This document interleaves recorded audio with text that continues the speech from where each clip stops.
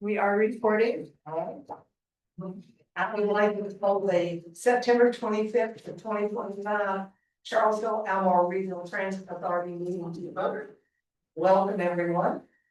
Our first item of business is always introductions. And so I don't forget, I'm going to ask the people that are on Zoom to introduce themselves first. I'm going to take you, Garland, give you a break. First. So if we could have the people on Zoom introduce themselves, I see Katie and Grant and Taylor. So if you'll introduce yourselves. Yeah, I'm Katie. I'm a program manager of DRPT. Okay, Grant. Grant Sparks, Director of Statewide Transit Programs, DRPT. Taylor. That's Taylor. Well, there's There I am. Taylor Jenkins, Director of Transportation at TJPDC. Me? Yep. Lucinda Shannon, TJPDC. David Blunt, TJPDC. Mike Pruitt, Albemarle County. Natalie Ostrin, City of Charlottesville. Brian Kingston, Charlottesville City Council. Diamond Keel, Albemarle County Board of Supervisors. And Wall, Albemarle County. Ben Street, City of Charlottesville. And Chambers, City of Charlottesville. Michael Game, VA. And we'll talk to you more later. Yes. Garland Williams. Okay, and Gretchen, Thomas, TJPDC. okay, and I can see who's behind me. And Tanya Schwarzenberger, Albemarle County. Alex Joyner, Impact. Great. All right, welcome, everybody. It's great. Our first item really on the agenda as far as a vote is acceptance of the agenda. So do I have a motion to approve the agenda? So So we have a motion by Brian and a second by Natalie. We want to call the vote, Lucinda? Yes.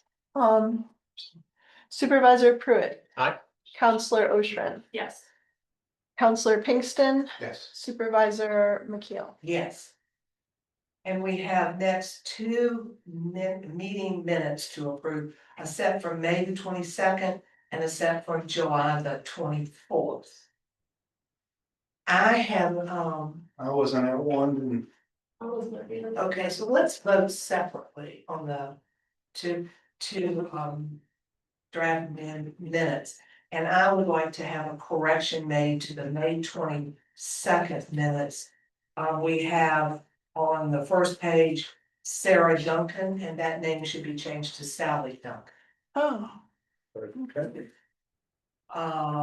So with that, if there are no other edits or corrections, I'll entertain a motion to approve the May 22nd minutes as amended. So moved. Second. All right, so we have a motion by Mike and a second by Natalie. You want to call? Supervisor Pruitt. Aye. Counselor Oshrin. Yes. Counselor Pinkston. Abstain. Supervisor McKeel. Yes. All right, the next set of minutes, July the 24th.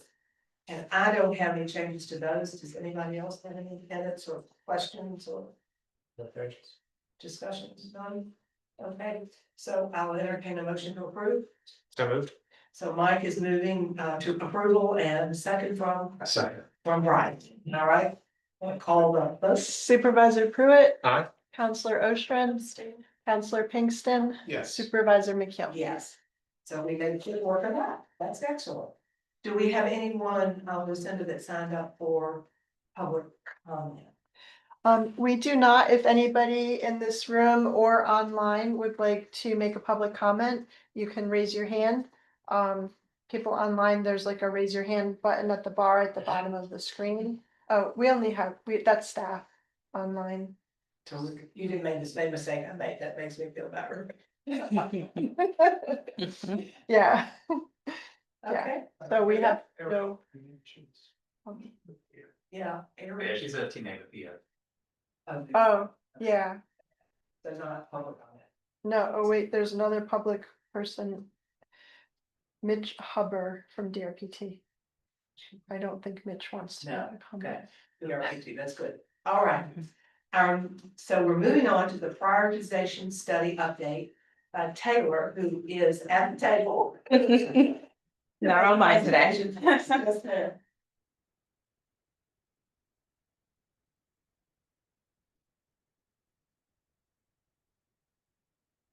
And Taylor, as we start this, just for everybody's clarity, this is being presented to us for information and consensus and questions, any comments or questions we might have, and any That's correct. suggestions about anything we might want to add or. That's correct. We're here to present just a little information on how we review the proposals and what the staff's recommendation would be. And we just want to have the opportunity with you all, if there's anything you'd like us to negotiate or go back and ask before we issue that notice to proceed. It wasn't advertised for a vote, so this is really for information and just discussion. Right. That's right. Our thoughts. Okay, that's good.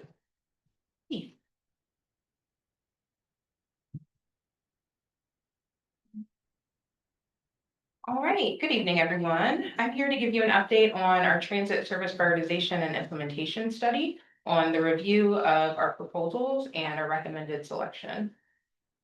So we will briefly cover the study scope of work, just as a quick reminder. I'll go through that proposal overview. We will talk about the proposed study team structure, stakeholder engagement, and then those next steps. So just as a reminder, TJPDC applied on behalf of CARTA for a technical assistance grant from the Virginia Department of Rail and Public Transportation for a prioritization study that would principally look at the regional transit vision plan and look at those routes that were developed as part of that and give us an implementation outlook for that. So look at the costs, look at the capital and the operating costs for that, and really give us a roadmap. Task one would be service identification and prioritization. So going through not just the regional transit vision plan, but if there are any other studies that have been completed, just to make sure we understand the current priorities of transit service. And then we would develop those prioritization criteria. So looking at a very rough planning level cost estimate, and then looking to you all to help us understand what are some of these metrics and criteria that we want to consider when we prioritize these services. Next, we would develop that implementation plan with the detailed cost estimates and finish with a draft and final plan document. So from the point of notice to proceed, we anticipate about a 20-month schedule and timeline for this study. Taylor, I should have asked, do you want questions as we go along, or do you want us to hold till the end? I think as we go along would be good. We've got a couple different sections built in here. So I have a question. We talk about in the first bullet, the constrained and the unconstrained. Those studies have obviously been completed. They have very different price tags. They do. Both of them were sticker shock, but they were very different price tags. So when we talk about the scope of this work, they're going to be looking at the constrained and the unconstrained.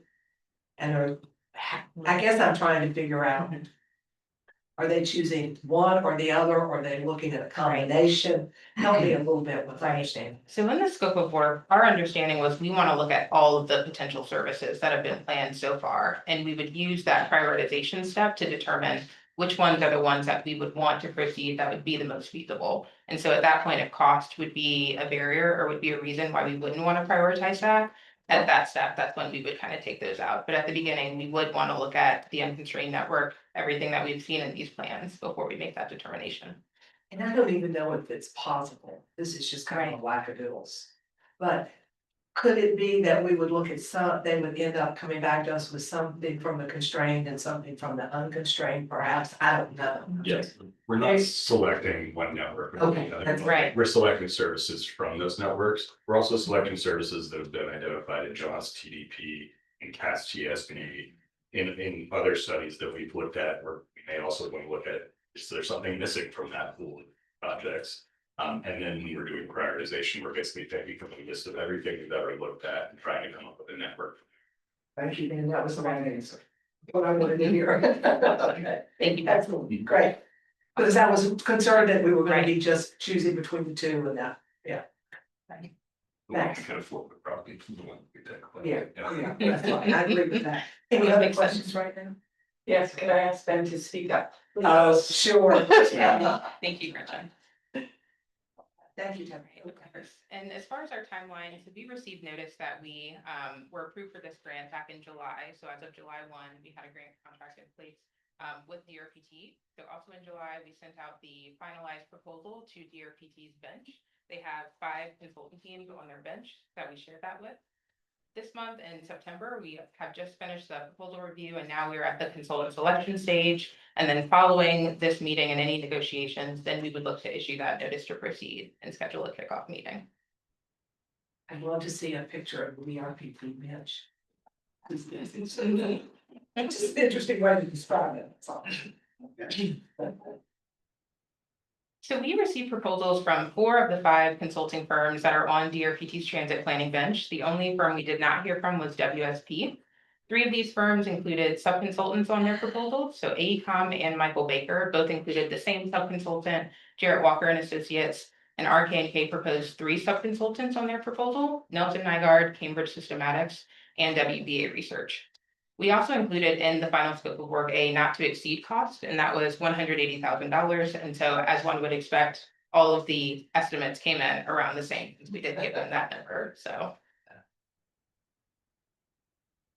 For the proposal review and evaluation that was conducted by the CARTA working group as well as transit agencies, we really recognized and valued everyone's feedback and prior experience working with a lot of these project teams. Many of the folks on the review team had prior experience working with them for some other study event.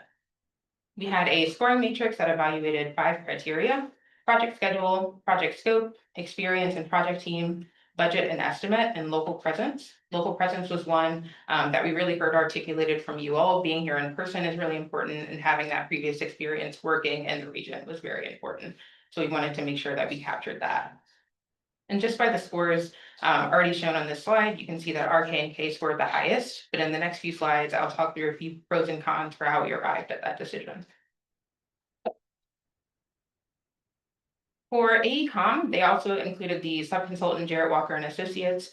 For strengths, they did have a very strong overall proposed project approach.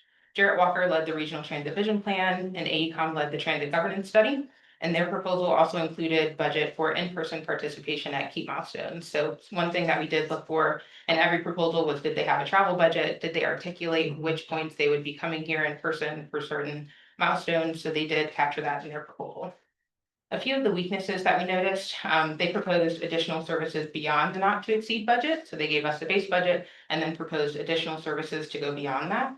Specifically, that was for the ADA paratransit service demand work, which is something that is a requirement in our mind. And so if you expand your fixed route services, you also have to expand your ADA complementary paratransit. So in our minds, that should have already been included in the base work that they were proposing. And it was included in every other proposal, just not ADA proposal. So that was a weakness. They also didn't demonstrate an understanding of the local planning context for planning and transit operations. There were a few comments in the proposal about consolidation of services, about CARTA operating the services that just didn't align with the current landscape that we're planning in. They also had a limit to the number of service changes that they would consider, and that specifically was from Jarrett Walker, which was also included on another proposal. And some other feedback that wasn't captured on the slide was experience with the evaluation team. And so we heard from a lot of different members about their experience working with AECOM on different projects and how some of that was not always favorable. So that was taken into account as well. Next, for Kinley Warren, they do have a Charlottesville office, so that was a strength for them. However, it is a new office, they just opened it, and primarily it has civil engineers and not the planners that were proposed in their proposal. So that was a strength and a weakness. They have demonstrated positive experiences with the project team over time. All of the relationships that have been built over time, we thought were very strong. They completed the CAT strategic plan and TJPDC's comprehensive safety action plan, which is wrapping up at the end of this month. And the proposal, as the previous one, also included that travel budget for in-person participation. But other than their project office being, their project team being located in other project offices, their proposal also appeared to be Charlottesville centric. There wasn't a lot of acknowledgement of the other transit systems that we have in the area, such as JOT, such as UTS. Some of that demonstration of understanding the local planning context was missing here. For Michael Baker, they also included Jarrett Walker and Associates as a sub-consultant on their team. Michael Baker and Jarrett Walker led the regional transit vision plan, as we noted previously, and their proposal did include that travel budget that we were looking for. weaknesses for this one. So as mentioned also on the AECom proposal, Jarrett Walker and Associates limited the number of service changes that they would commit to evaluating, so that was a weakness. And little in support with past projects was also something that we took into consideration.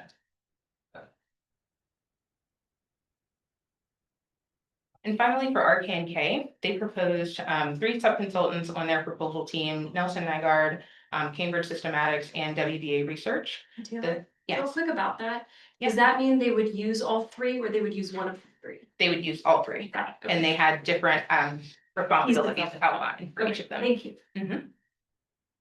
So for strengths for RK&K, there's a lot of really deep institutional knowledge in their project team, specifically their project manager who worked for the state at both DRPT and BDOT for many, many years. They also are currently conducting a statewide rural transit strategy, which they are currently involved in that work. They're deep in the transit work that's going on across the state, which we thought was very strong. For their sub-consultants, Nelson Nygaard is conducting scenario planning activities with CAT currently, so they are very deep in the work with CAT. Cambridge Systematics, they have experience working with DRPT for their transit capital methodology. For many years, they worked on that. This proposal also had the strongest public engagement approach, specifically with how they proposed approaching the survey and getting that input from the public. And they also had a higher travel budget and commitment to regular in-person participation with stakeholders at key milestones, which we thought was very strong.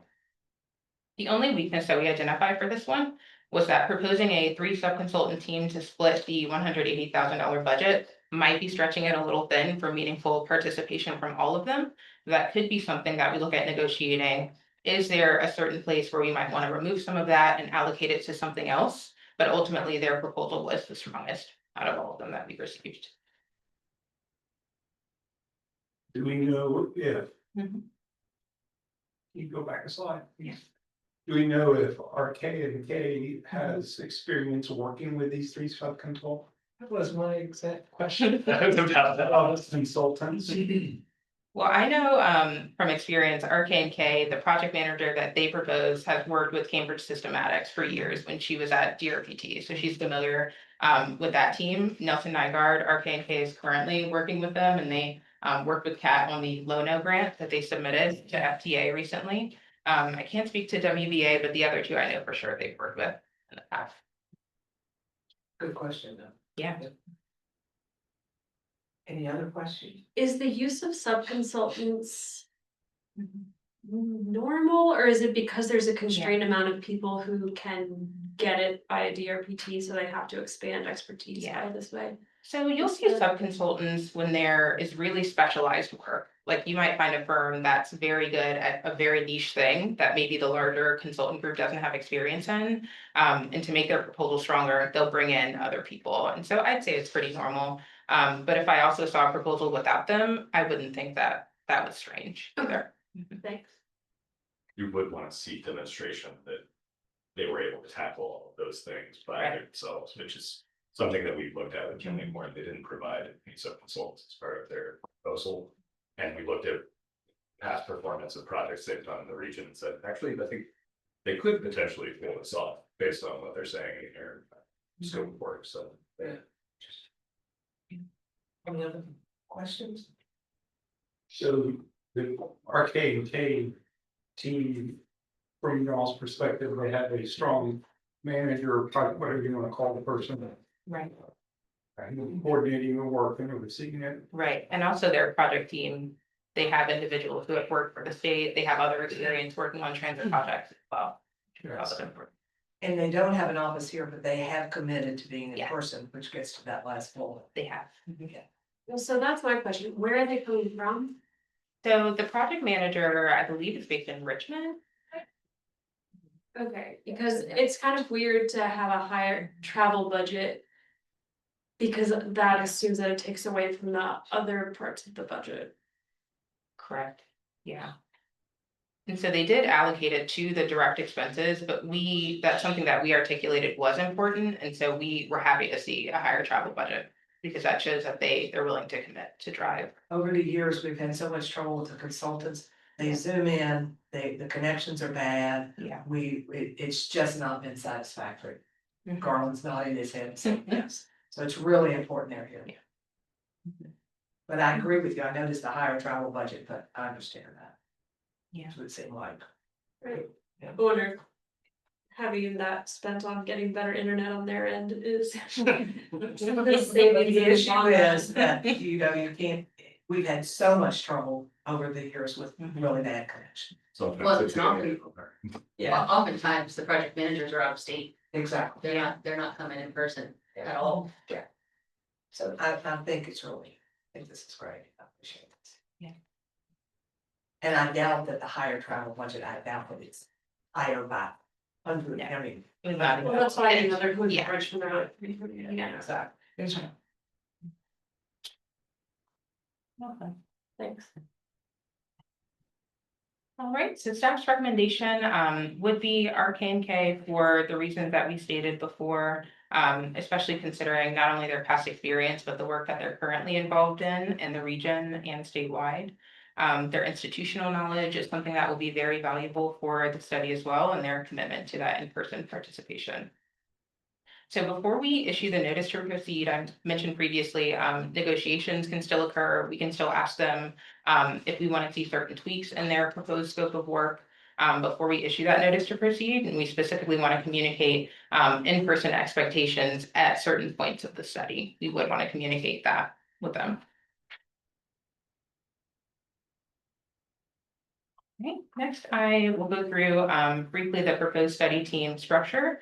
And so as this is a study being guided by CARTA, we have CARTA at the top there as the decision-making body for the study. We have TJPDC next administering the grant on behalf of CARTA.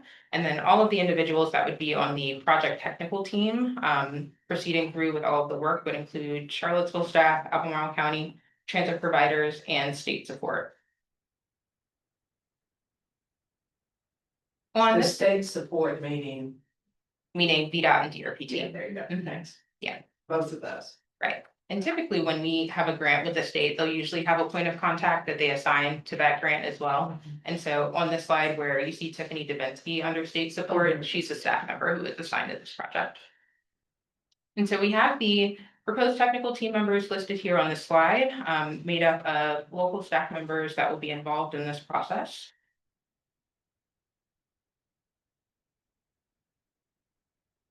And Trevor, then, sorry. yeah. Speaking of team members, Mhm. the group that came up with the rankings for the consultants and that rubric and Mhm. all of that.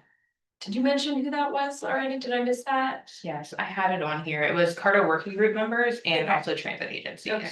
And so Kat, John, UTS all got to read it as well. And so there was the rubric and then there was also discussion Yes. about the. Mhm. Right. And everyone provided their own evaluation, but we did discuss. Okay, thanks.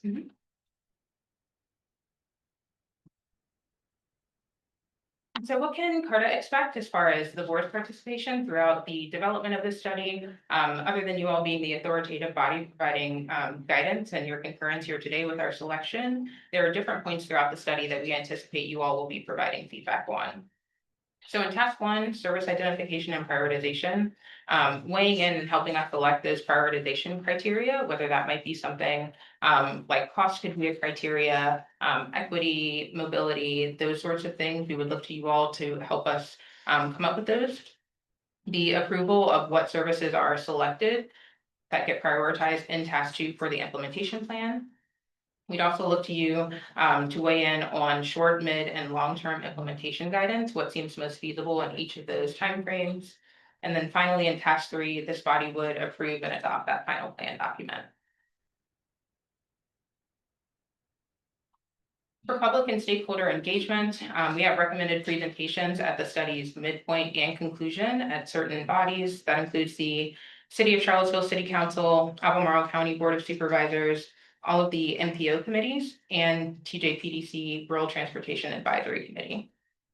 We have a public survey that's included in the scope of work, and the project team also has plans to maintain an up-to-date email listserv where we can communicate study milestones, we can share the survey, and we can share information as the study progresses.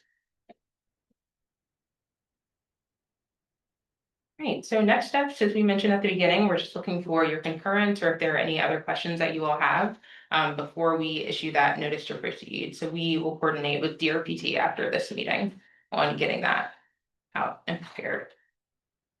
So I'll open it up for comments, concerns, thoughts for Taylor. Is up to the email listserv? Mhm. So that's open to the public. Is that something that they sign up for as part of the survey? And people Yeah. not sign up for it without doing the survey? So typically we have email lists that we use whenever we are sending out notices for our meetings, or if we have surveys that we're running, we just have a running list of folks who we send things to. And so at any point, if someone ever asks us, hey, can you put me on the TJPDC mailing list or put me on the list for, this meeting, we save all of those. in the Okay, meeting. so it's bigger than just people who sign up specifically.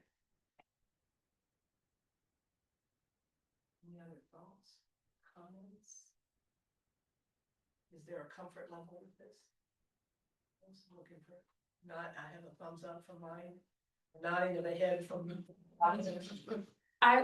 When we first were on the slide a couple back about the review and evaluation and all the scores from the different companies. AECOM and Michael Baker were down here, and then Kinley Warren and RK&K were kind of neck and neck. Well, how did that conversation go? Right. A lot of it was past experience specific to AECOM and Michael Baker, past experience of the evaluation team, went into that a lot. We did have discussions. It seemed like those two rose to the top for everybody. I mean, the conversation between just those Oh, two. just those two? Yeah, so I think we all had a comfort with either of them doing the work. I think what it really came down to was past experience with RK&K and that they are currently involved in a lot of the transit planning work, which So that's definitely, nicer. yes. And that will make a huge difference also when it comes to our schedule. And so knowing that they are currently involved with all this work, currently working with CAT, they have access to a lot of things already that could really expedite getting our study started, which was important to us. That makes sense. Yeah. Anybody else have any comments about that? No, I think it really did come down to strength of like resumes and experience on the RK&K team.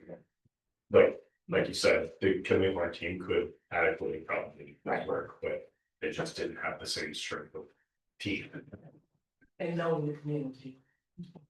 Right, part of that strength of resume was their interaction with that. State offices as well. So it looks like, any other questions? Think you had the nodding of heads, or at least the thumbs up. This isn't on the agenda for action. It's right? not It's a vote, yeah, it's not for, that's. Feedback. Feedback and consensus for the most part. And it looked like to me you all had covered what we talked about, really what this group talked about, it wanting to. Right. To. The consultant. Are there any like things you're gonna keep an eye on that could be a red flag that, I don't know, just concerns or? I think our biggest concern is probably just the schedule and making sure we stay on schedule with the study. But that would be the only thing that comes to mind for me. Anyone else have anything? Is there a reason it has to take 20 months It's a long time, isn't it? as opposed to 6? We would anticipate, if I can step in, Taylor. Yeah. A preliminary report that would come back earlier than the 20 months. Right. That might inform, CARTA discussions regarding, general assembly maps. Because to your point, Mr. Kingston, 20 months is a long time. Mhm. And so we talked to the consultants about that, and they're able to bring us preliminary information back in a period at about this time next year, right? About this time next year, which would allow CARTA, would inform CARTA's discussion about going to the general assembly. So 20 months is really from the beginning and Right. how, when we get the actual final report. So there'd be work that we can be doing along the way. Right. Right, and some information back so that the CARTA and our respective governing boards can really make some decisions about funding. And then theoretically, with rec through the GA and then after, so that. So like, we do all the work in the next year to get ready for whatever we might need to ask the General Assembly, and then they're still on for another several months after to like wrap up To finish the report. whatever we Right, did. right, Yeah, right, right. however that turns Right. out, got it. Thanks. Okay, so I believe you have consensus, Okay. yeah. Thank you all. That's great. Thank you. Excellent. All right. And then really the next agenda item was the appointment letter from DRPT, which I think the folks that were at DRPT is appointing to CARTA are not surprising. And we're thrilled to have them. And there's no need for us to do anything. It's not as if we're approving Katie and Brad. They are being Right. appointed by DRPT, so that's just Right. FYI. Mhm. So is that spelling right? I'm sorry. I think on the Zoom, it's Grant, and on here it's Grant. It is Grant. Grant. Okay. Mhm. Yeah, it's a Zoom. I made a note to fix. Okay. Good catch. All right, so we have the letter in our packet, so we can just move on from there. Welcome aboard.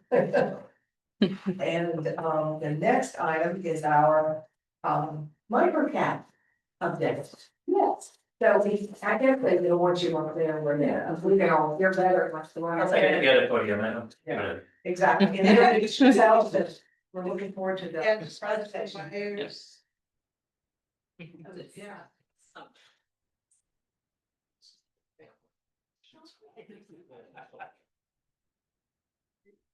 Would be a really bad start just to trip over all of them. All of them. Pass the first test. But yeah, really excited to be here. My name is Mike Longay. I'm the partner success manager for Via. And so work with Garland and Ryan and Kevin within the city and the county. And really we're focused on on-demand transit to supplement the fixed route in the county. And so a lot of this will be familiar to James, Garland, and Ann, who are in our executive business review. But really what we're focused on today is focused on operations. So what's the current service? Who does it serve? And what are some of the benefits? And how has it changed over time since the launch? And actually, I'm not sure if you're able to see her, but my teammate Ariel, who's the general manager, is also here. So when it comes time to question and answer, she'll be a great resource as well. Okay, great. Can you hear us, Ariel? I can hear you. Hi, everyone. Thanks for having us here tonight. Excited to be presenting with Mike about the MicroCat service. I've been working on this service since we launched almost 2 years ago. And as general manager, I'm responsible for making sure that we have drivers and vehicles on the road. We're providing a great rider experience and running an efficient service. So excited to share more and to answer any questions you may have. Over to you, Mike.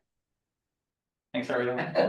And so just to introduce myself in terms of role, really, I work with MicroCat on the strategic side. So when it comes to making sure that you all are seeing value in the partnership, contracting, that's my wheelhouse. And then Ariel is really focused on efficiency and ride quality through that logistics.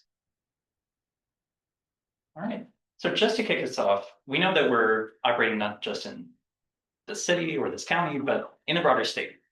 And so we work with DRPT, we work with a whole lot of other agencies across the state, like NEOC in Appalachia or WADA. And what this means is that over time, we actually do get to have a chance to better understand just the area in the Commonwealth. And so this is something that we're really proud of. And so hopefully over time, we can help ensure that the service in MicroCat informs other services and vice versa. So for instance, when it comes to talking about commingling, we might talk to Kenny at Winchester.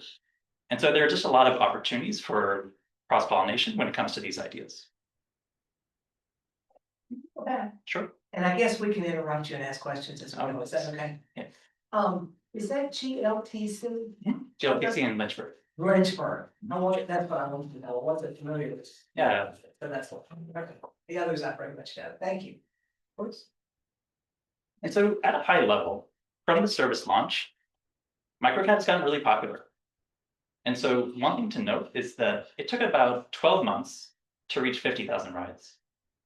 It took only about 7 months to get to 100,000, which is a milestone that we actually passed recently over in July. And so service is ramping up and the word is out and people really love the service. And one of the key reasons for that is the ride quality, where I'm not sure if you can see my cursor, but something that we're noticing is really high engagement. So when we look at something like retention, What that means is that almost 80% of people who ride microcat once ride it again. And even in terms of average per month, on average, each rider takes about 10 rides per month. And so it's people are coming back to the service because it's really filling in a specific gap and complementing that fixed route service. Another thing that I'd love to call out here is that not just in terms of average rating, but whenever they rate it in the app, like with other services, you can rate 1 to 5 stars. Over 90% of the time, people are saying 5 stars, love the ride, thank you so much. And then finally, just in terms of the actual customer support, we have a CSAT, or customer satisfaction rate, of over 98%. So when they do have issues, when they do have questions, they're able to get answers in a timely and prompt way. So really just want to celebrate how we're seeing these numbers in terms of, great, people are riding, but it's because it's useful and because it's impactful to them. And here we're highlighting some of the key destinations. So Ariel will tell you in every service that she operates, Walmart is almost always a top destination. And there's going to be a lot of stats in the presentation, but I also want to pull out a quote from here, which was at the bottom here: microcat allows me to continue my volunteer work in our community, as well as giving me the freedom to live my life as a non-driving senior citizen. And so again, we have plenty of impact metrics and we're always happy to share more, but I think at various points during this presentation, we also want to call these quotes into the air because this matters. And so we can get a lot of the sense from the stats, but I always want to make sure that we're pointing to those as well.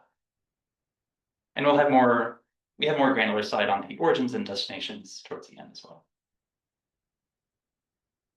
And so in addition to giving people access to places that would be difficult to reach otherwise, the demographics are also showing that this service is impactful for the people who need it the most. So of the survey that we did, which we do roughly every 6 months, over 7 out of 10 people don't have a personal car to use. And almost 3 out of 4 people earn less than $50,000 per year. And 40% report having a disability. And so on the same side, this is an example of a person where this service is really impactful, where they said, I'm a disabled senior, they can't drive, I don't have the ability to walk to a bus stop. Microcat has given me back an independence that I thought I had lost for good. And so again, hopefully we're able to show both the data side, but also the qualitative side, that this is really serving something and providing rides that people aren't able to do otherwise. And here we have a more granular look at some heat map data in terms of the origins and the destinations. And for any questions after the meeting, we're also more than happy to pull that up through a remix or to just share additional information, because for any one of these points, we can also click on that and expand into, let's say, for the Walmart 2%. What's the spider map, or what are the trip patterns for people going there? Where are they coming from? So no surprise, Walmart is at the top. And also Mallside Forest Court Apartments, number 2. We were talking before the meeting about TJ Maxx, Rio Hill Apartments. And so if you look at the trip patterns as well, there are a bunch of different ways that people are getting connected. So for instance, in some cases, they're going all the way from Pine Mountain, all the way to the top right of the map, down through the downtown area. And sometimes they're making shorter trips, like from here to here. So if you're interested, please reach out. And we're more than happy to actually go through any number of combinations you'd like to see in terms of, oh, well, where are people coming from in this area? And we're so happy to go through that together. But any questions on origins and destinations? Origins and destinations, but are the majority of these rides single occupant? Do you have data on? You can find the shared percentage. Because I know that they're not always just one person going to one place. Exactly. So trying to figure out what that might look like. He doesn't have this in this slide, but the last time he actually talked about it, it's an average of about 3.7, 3.8 average riders per trip. So they're sharing rides. That's great. Which is what you want to do. That's exactly what we want. Yeah, that's great. So it's about 3.7. And then there are different ways of looking at that. We can look at either what percentage of rides have some amount of sharing. So for instance, if I take a 20-minute ride, did I share that van with another person for 10 minutes? And we can also look at the utilization in terms of for each van, how many rides are they serving per hour? And we're happy to provide that both for any time period that. Right. Is that Kroger the one that is just closed or the one up by TJ Maxx? It would have to be the one that they max. It's In the city. That's a no use. Yeah, because we were talking about Cat's reach to that shopping center the other day, and because of whatever agreement there is with the people who own that shopping center, they don't like the buses going in the parking lot. So the fixed route service drops people off behind, and then they have to walk all the way around, and it's not as convenient, of course, as getting dropped off right in front. So I wonder how much of that, if the regular fixed route buses were able to go to that, that's where TJ Maxx is still there or not. I think it's still there, so those are right next to each other, so I wonder how much of that would be captured by fixed route if the arrangement was different with the property owner. And the property owner doesn't want the large buses on the property because of the Yeah, damage to the parking. That's my understanding. Yeah. Yeah. Because we have that in several places. yeah. And of course, again, these are static maps that we included for this presentation, but truly for anyone curious, please reach out to us for any destinations, and we're happy to get more granular maps about any area you're curious about. Those are interesting. Yeah. And then one thing we're proud of, and that again, I say we, credit to Ariel did this. And so one thing that we're excited about is how with the same spend, MicroCat has become increasingly efficient. So this is what we were talking about in terms of rides per hour. So for each hour that a vehicle is operating, June 2024, there were about 3.4 rides per van an hour. And that increased by over 20% to this June to 4.1. And that's a little bit theoretical, or it's abstract, but what it actually means in practice is that with the same budget, we're serving rides for more than 1,000 people with that increased efficiency. So that increased efficiency is actually translating to higher impact and connecting people to more places. So again, credit to Ariel and the operations team and our field managers, where this really just means more impact for the same spend. And actually, Ariel, if you can hear me, I can kick it to you for some of those highlights and ways that you did that during demand matching or the depot. Sure. So yeah, we're always looking for opportunities to optimize and to run more increasingly efficient service. And so there were a lot of different levers that we looked at here. One of the first things that we did early into the service is very grateful to Cat for providing a depot, but that depot was about 20-30 minutes outside of, the zone. And so we were losing some time. We call that deadhead to get to our first pickup and at the end of the day to get back to the depot at the end of the day. So we identified a lot right near the library on Rio Road. And so that's become a much more central location. Our deadhead has gone down significantly. So that's been like one initiative. Another initiative is continuing to improve supply demand matching. And then lastly, our algorithm continues to get more and more efficient, looking for opportunities to aggregate more and more trips, especially as we see increased demand. Thank you. Mike, if you want to go to the next slide, I can speak a little bit more to supply demand matching. So one of the things that's really cool about microtransit is that we have the ability to be very nimble and to respond to the demand patterns that we're seeing. So the demand is not the same at all times of day.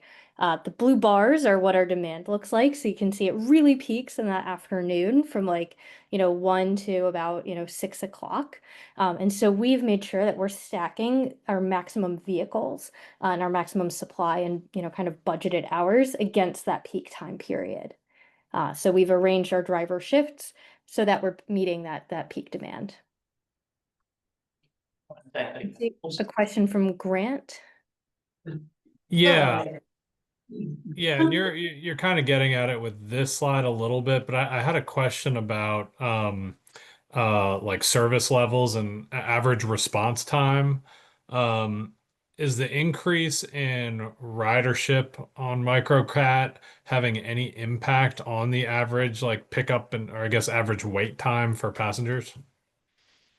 Yes, it is. And so I think we have a slide later on to address this a little bit more, but we're seeing that are unmet demand. So as demand grows, we're not able to provide a proposal for everybody who wants to get a ride at that specific time. So we're seeing that our unmet demand is starting to creep up, just as demand continues to grow. I think we've optimized pretty much as best as we can for efficiency at this point. And there's just trips out there that we're not able to serve with the number of vans that we have. And then we've also seen wait times creep up from being, maybe in the, mid to high teens to being now like in the low 20-minute range. I think we're about at 22, 23-minute average wait times. What's the wait time that causes problems or people not wanting to use the service? I mean, is there a magic 20, 30 As you minute? I mean, can see with the demand, folks are still willing to use the service, even if, they have to wait 23 minutes versus, 16 minutes for that trip. but with your experience, do you know a wait time that gets to the point where it causes a loss of riders? Yeah, so we think that anything over 30 minutes is excessive. Really, like 25 minutes and under is, where we want to aim to be. I know that Garland, and team, we've talked about potentially aiming for even lower wait times, but there's always a trade-off then. If we reduce our average wait time, we won't be able to serve as many rides. We'd be turning away some rides that we could serve, for example, with that like 25-minute wait time. So a little bit of a balancing act there. And I was just gonna say that one of the advantages I'm seeing is that as you're getting more people in in one car, we're taking more cars off the road, which is really good environmentally. That's the whole idea. Not to have single people in a car going places, right? So that's the whole idea with the environmental. Well, so if, you go back a couple of slides, Yeah. was it 71% of these people already don't have a personal car? So it's making it more accessible, but not necessarily taking tons Yeah, of you're cars right. off the road. But what we were just talking about kind of gets to the inherent unscalability of microcat, which is something we talked about back in June at the RTP meeting, where more vehicles induces more demand to reduce wait times, so people use it, but then we get back to this point of it's just as many cars on the road as, there's that flex point where it's no longer where it's not that it's no longer, it's where it just becomes the same as if everybody had a personal vehicle. Well, And you are taking some cars. maybe, but there is that, I mean, if you go back to the slide where there's the unmet demand. That's that's not in our packet. Oh yeah, this was one that Yeah. I just added from. Okay, great, thanks. Is if you increase your supply of microcap vehicles to meet demand and keeping up with that, then you are getting back to a level of everyone having their own personal cars. So that's the inherent Yeah. unscalability of it, which is why the scope of microcat needs to be very specific. In terms of like where it goes and who uses it, and it's probably for the last mile not becoming a universal accessibility tool. I think one key difference would just be that these are shared rides. So rather than I'm going myself to the grocery store, I'm picking up my kids from school. A lot of these rides are shared and Ideally and hopefully, Yeah. but not necessarily. and each vehicle is making about 4 different trips. So imagine 4 different people in this room are sharing that van between 5 p.m. and 6 p.m.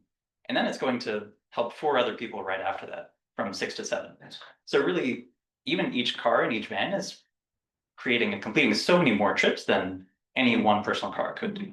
Yeah. I will say, microcap was designed as a shared by service model. So it's designed to encourage people, the algorithm is designed to make sure that it efficiently gets on the path from point A to point B by adding more bodies. So if you and I are going to, Taylor wants to go to TJ Maxx, and I don't know what TJ Maxx, as long as I'm in the path, it will go get her and me and then take us there. So it's gonna make sure that you take that into account every single time, where your normal Uber or your Lyft is just gonna go ahead and take you immediately to the destination. It's looking for that additional. Yeah, no, it's better. It's better. It's better than that, but it's not, there is still that scalability issue. Yeah, and if I Well- can chime in on just a couple quick things here, I think definitely heard on the environmental piece, and I think that's part of why there was such a big push for the service to have Toyota Siennas, which are hybrid vehicles, are the most, fuel efficient minivans on the market right now. So hopefully that is also having a net positive compared to some other vehicles that would be on the road, single occupancy vehicles. Absolutely resonate with everything that's been shared around the vehicles being shared. Our vans are extremely busy. They are very full, at most times, which is why we're not able to meet a lot of that demand today. And on your last piece around scalability, I think we all agree that microcat is, part and it is a mode within the transit network. It is not aiming to replace other modes. It's aiming to complement those modes, right? And to serve that first mile, last mile, and to serve, suburban, less dense areas that would be less efficiently served by fixed route. And so we've been in active conversations with Garland and with the county about integrating CAT's GTFS feeds so that we can start to collaborate even more closely with the fixed route network. Yeah, thanks. That's kind of what I was meaning about, like having the scope of it be very specific so that it does it's the tool that fits where it's supposed to go, not, become the end all solution for everyone. Oh, 100%. And I think really this slide is about that, where it's a little bit apples and oranges between fixed route and this on-demand service, where they're complementary. And there's no world where there's a van that can bring 60 people down a highway from point A to point B much more efficiently than an on-demand service. But there are also different areas that are less dense, where it wouldn't make sense to run that van for 2 people an hour. And so those are really the areas where on-demand service is complementary and more efficient than, let's say, a bus going once an hour carrying 2 people from point A to point B. And so I think really when it comes to the overall design of the network, this is where we can complement CAT service. So CAT can move people in huge volumes along high ridership corridors. And then instead of running a fixed route, let's say every 90 minutes, every 60 minutes for that coverage piece, that's where on-demand service is really helpful, because that can be more efficient both in terms of cost and providing really high quality trips that people wouldn't be able to do otherwise. And even chatting with the team today, there are possibilities to fine tune this even further. So for instance, if there were a fare, could there be specific points to really bring them to a bus terminal to say, again, let's say it's $3 for a fare, but it's free if you go to a bus terminal. What are the ways that we can really complement that service so that it's truly serving that purpose of first mile, last mile? And again, really complementary puzzle piece in that whole network vision. And you are working within the constraints of certain areas. Because it's not just open. There are only certain areas that you all go to, so that there is a constraint there in how you're able to serve. Yeah. And I really appreciate the comment about the environmental, the vehicles that you're using. That's great. Yeah. We don't want to be everywhere. We want to be in places where it makes sense and where it complements the broader network vision and where it complements the fixed route. Any other ones? Yeah, Mike? So I'm just thinking here through like the way we distinguish public services from private services. They're normally some kind of cost efficiency. Cost efficiencies normally come from like one of 3 things, right? The elimination of profit motive, which respectfully isn't happening here. There's a private company that's capturing profit. There's like structural changes and there's like incentive shifts, right? Structural changes, I see 1, maybe 2, right? There's the limited footprint that kind of restricts your costs, which helps deliver it more efficiently. And there's the forced, ride sharing with other participants. And the incentive changes, right? Like that gap, right? Uber wouldn't countenance that gap. They would actually make their cost of service higher in order to close that faster because that scales them. Those are so 2 structural changes and 1 kind of incentive shift are the cost saving thing that y'all are delivering over Uber. Are there others, because you have like a dozen so odd models across the Commonwealth, are there other methods of of cost saving that are structural or incentive shifting like that you see inside your other models? Because you have very different models, right? A lot of them seem to be doing like the complementary paratransit thing, I think. Yeah. So what are some of the other methods that we're not using here? Sure. So I think just to step back a little bit, I'll talk about different kinds of costs. So relative to an Uber, this is providing cost savings to individuals, where if I think that misses the point of interest. okay, so Respectfully. sure. So at a network level, I think a big cost saving is if you were to subsidize an Uber, or if you were to run buses every 90 minutes, every 60 minutes, this model is cheaper than that at the network level, and it provides a higher quality service.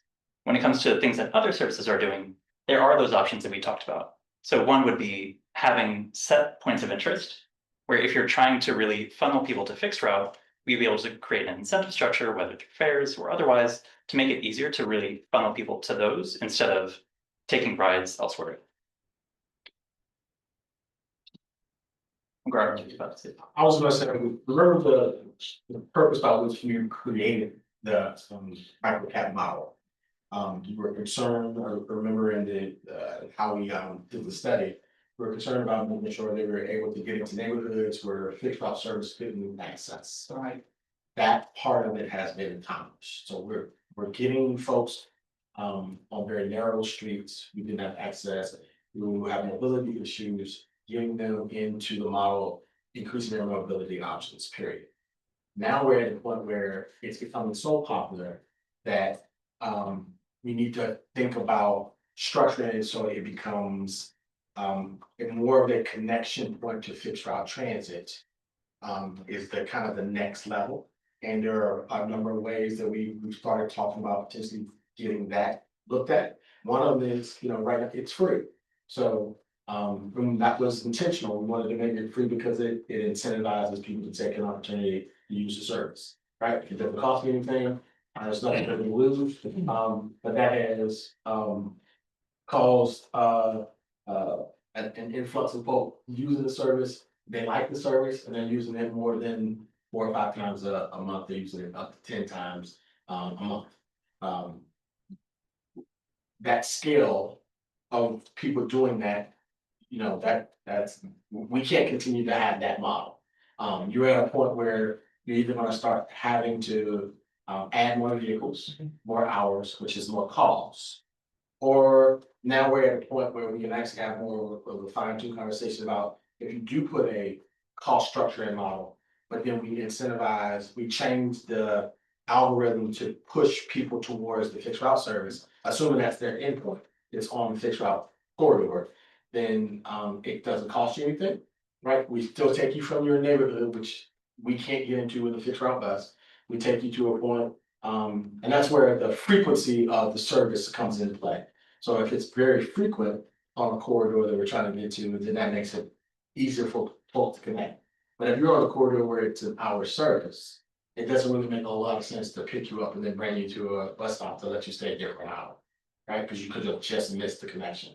So there's that component to it. And if it, that's the algorithm we're trying about, getting our GTLS feed to go to their algorithm. Those are complicated behind the scenes workthroughs where they have to look at, I picked you up at 5 minutes after the hour, but the next trans bus isn't until 45 minutes. And it needs to make a choice. Do I take you to your end destination, or do I drop you at the nearest point and you just wait 30 minutes? Those are philosophical discussions that we need to have. And that's really a conversation we need to have at a different level and start those conversations. But right now, your system is working. It's working just how you planned it. It's actually working way better than what we planned it. And we need to figure out what's the next evolution for microcap. And It's on the county's down right now, so that's right. And I find the comparison with Uber not a great comparison because they're very different. There's accountability with your drivers. There's a screening process. When I call an Uber, it could be who knows who's picking me up. I mean, my daughter has certainly been had drivers come along to her in Ubers and leave her in the middle of bad neighborhoods. I mean, so there is accountability with the drivers with microcap, and I really appreciate that, and I think people feel that way about the, you know, you may not like government so much, at least this is a service that has accountability, pays their drivers and stands behind their drivers and will take accountability for what the drivers do, so. I think that has to go into the equation as well, at least for me. Mike, did you get your question answered? Okay, so. I mean, He usually pursues if he doesn't. I mean, I guess, you know, I didn't wanna just come out and say that part of the conversation now, I think at the supervisor level is. Tell us what's the next evolution for Microcat? Once you articulate that, we can actually start programming to how to get there. Those are conversations we're starting to have now. Right, and I think that the intent would be for the staff to work together to bring to the board some alternatives Yep. related to microcap. And that will happen next year, Right, 26. and probably as part of the budget process, because to Garland's point, that, you know, the county. And the county pays for this service for the county residents. what was the cost last year? It's currently budgeted, I just looked it up, it's currently budgeted at $1.4 million. It's important, the first 2 years were essentially grant funded, and we're now on county funding. Because it was a 3-year grant, before I started, it was a 3-year grant. From the state, first 2 years, or portion of it. Those three, yeah. The first 2 years from the state funding, and then the county. That's where they get their, yeah. So about $1.4 million is what's budgeted. Well, and Supervisor Pruitt, one of the, you know, in sitting in other meetings about, you know, this on-demand service in other places, a lot of places use this to identify where the demand is, to then shift the resources to fixed route where they can establish that the demand is there. So then they go to use the on-demand for that last mile, but it's really switching the resources from the on-demand to the fixed route, which is a cost savings in the long run. Still getting you from your home, but I'm putting you back onto the fixed route. But perhaps taking resources to increase the fixed route so that it's more frequent, Yes. more reliable. And also, Not suggesting that is here, that's just what I've heard in other places, is they use it as a pilot to identify where the demand is. And that's what we heard, the board of supervisors talk, we were told that at the very beginning, and while we started, it was that by doing the pilot, we could see where the demand was. So that when we get ready to. The fixed routes will be prior. and on the flip side of that equation, I do work with another Virginia agency that did the exact inverse of that.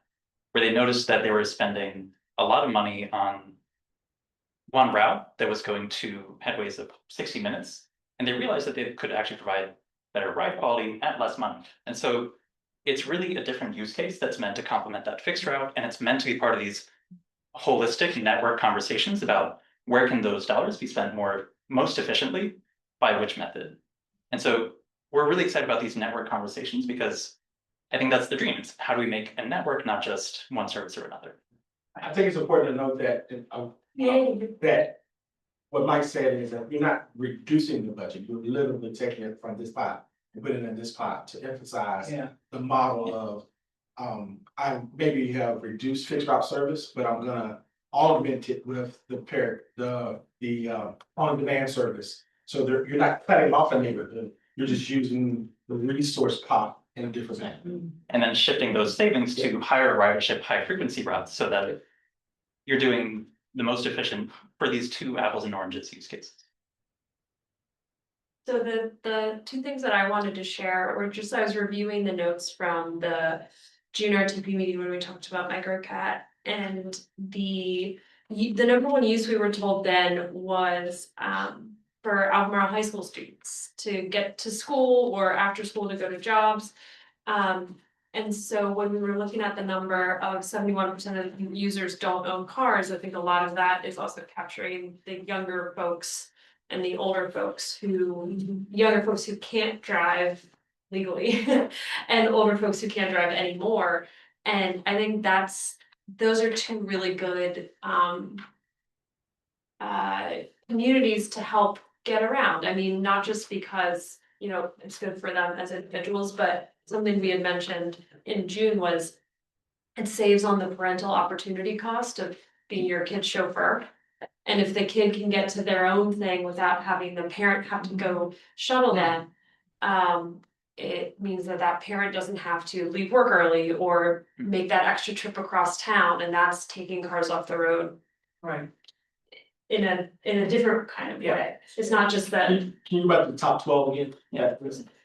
Yeah, so it was a different order here, but still, same thing applies. Albemarle County High School is now 6 on the list, but I mean, I guess it's also depending on. When this data was collected, yeah. Summer is I great. did think that there was an earlier list when Alton was too. Well, it would make sense in June, we were coming out of the school year, and now we're in September, we're coming out of summer break. So Walmart was always 1 or 2, yeah.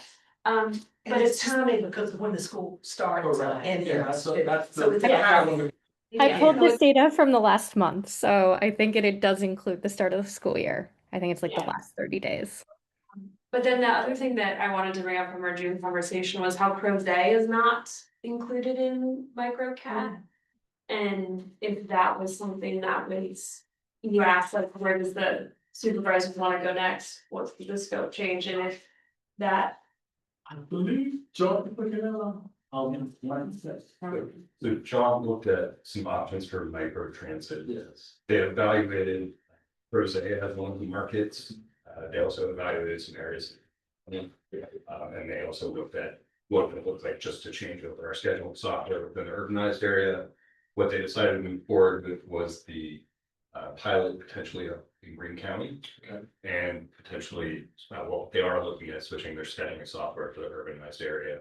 They are not looking at moving forward anytime soon with the Crozet service area unless there is specific interest from Albemarle boards providers to provide that service. And I don't think that we've had an official ask from Sean. But I know that they have gone after DRPT demonstration funding for the Greene County project. They decided not to go after it anymore. There is Crozet Connect. So Crozet Connect runs Yeah, in the morning and the afternoon to the hospital. they were looking at it similar to how they're saying a sort of feeder Right. into that. Right. Crozet Connect would serve as the commuter route that connects Crozet and UVA and downtown. But the folks who live in Crozet could get to that without having to. like, drive to the Crozet market. circulator. Sort of thing. Right, right now it picks up at places where there are park and ride, there's the park and ride out there. Right. You wouldn't have to drive to the park and ride if you had that sort of You service. still need a car. Right, you can't walk to the park and ride. Yeah. So you still need a vehicle to get you there, and that service will provide it, but it is seen enough. Potential market demand for that to be their first target location. Okay, thank you. But I did meet with a group of students at Albemarle High School and back last winter, and they were just so excited because they were able to use microgap to go to a job. And to go, I mean, they were really pleased with. Or one of them was going to, I can't remember, it was a band practice or a drama practice or something. So they were using it to get themselves to speak to what Natalie was saying, Oh.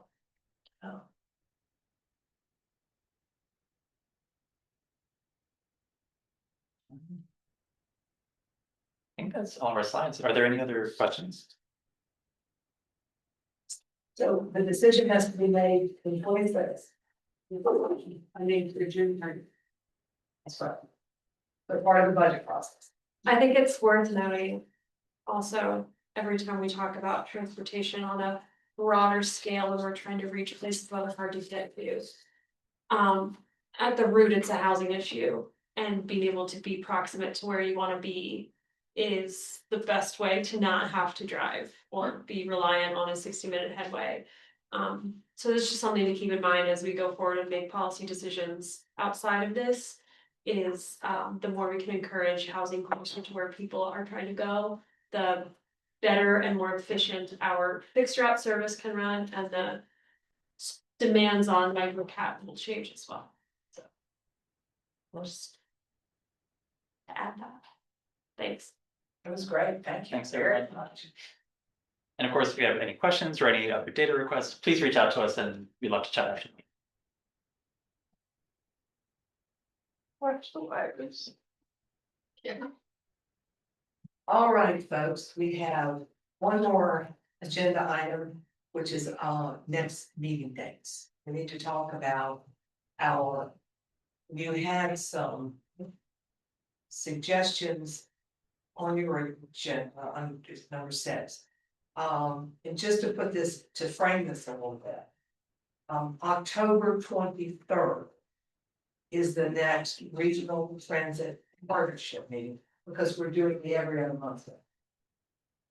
So the question would be, and I guess, of course, the regional transit partnership will have to weigh in some of this, but there is a meeting scheduled October 23rd for regional transit partnership, and the decision will need to be made, or they're going to have in December. Gosh. What has happened in the past, the regional transit partnership has split between November and December, and had a meeting, has canceled those 2 meetings and had a meeting early in December to avoid Christmas. So the RTP in January decided their schedule and they decided to hold their November and December meeting on December 11th There you go. So that gets to what I was talking about. So it's December the 11th. for the So RTP. The RTP now has a meeting scheduled for obviously October 23rd and then December 11th. Mhm. So then if you look at, so that's the last meeting of the RTP is December 11th, right? If you look at the suggestions here, we were looking at what our November meeting might look like for CARTA. Just to try and make sure. And in going through, I don't know if you all have checked your calendars or not, but we have. They're not really in. Yeah, that's what They're I a was little- wondering. Are they in I guess backwards they- order They put or it, are they in priority? I don't think I think they were just in. Yeah, I don't think they're in priority.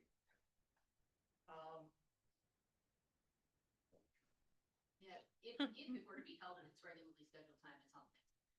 Right. We're looking for alternative Yeah. dates to get around that, so we Right. we're really just trying to look at, yeah. With RTP. So, to just whittle this down a little bit, looking at my calendar, and you all need to look at your calendars. I can't do the 12th and the 14th, but all the other dates are open. For The me. 13th? Can't do the 12th or the 14th. The 13th I could do. Oh, the 13th is proposed, but. I'm not- sorry, Yeah. it's not the The 4th. 4th. The 4th. I had drawn a line through it and I was thinking it was the 14th because it was coming after the 13th. I mean, the 4th is election day. Right. Yeah. So, Yeah, and that may have been one of the scratch offs for me. The 13th works on my end. So the 13th is good for 2 of us. How about, I think I had something on the 13th, but I think it's been canceled. Okay. So I usually do that. I think that's. so look at other people. We'll both be at the BAPDC stuff. On the 13th? That finishes up early in the day, but both, I've got to be at, Greene County Board of Supervisors is rescheduled to that evening. To 14th. That's just me. I'll be on the agenda that evening. Does anyone have a block on the 18th? 18th looks good too. 18th and 20th are both good for me. If my flight doesn't get canceled back the morning of the 18th, I'm good. And then the 20th is also fine. So let me work. The 20th is not fine, I'm sorry. I lied. The 18th is fine, the 20th. I can do 13 and 18. Okay, so we're down to 13 and 18. Same. So how about you guys? 13, 18? So it's a matter of just picking one of those, right? Sounds like it. There isn't, I don't know if it matters, there is it looks like there's an EDA meeting on the November the 18th. I don't know, we're just letting, Right. I don't think, the 2 of you are on EDA, but just. It's not fine with me. I have a different board. Like this. So 18th or 13th or 18th? Let's, I mean, Let's aim. you said for- you have a conflict on the 13th.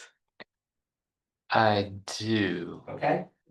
So The the 18th, we can use that as 18th works, the. but I'm- Okay. Thanks, David. I'm not the deciding factor. Well, but that, we need to decide. Today. Oh, yeah. Sure. All right, so let's say that, let's determine that our next, the meeting for, not next, but for the, for CARTA, November meeting will be 8th. And then we can get that onto our calendar and and an invite. And is 5 o'clock still good for folks? Should be all right. Mike, is 5 o'clock still good? Cause I think we had moved it to 5 for you, so 5 o'clock works, okay. So we made a decision, November the 18th at 5 o'clock. Great. Thank you. All right, absolutely. That wasn't too bad. All right, any other business side, folks? Any other business? No, nothing around. So I think I'm going to adjourn, I have hearing no objections. I will adjourn us, and I'm adjourning us, and I'm making this corrected to November the 18th at 5 o'clock. Correct. Yes. Great decision. Thank you so much for your attention. Excellent, it's good. All right. Bye-bye. See you later. Bye-bye. All right.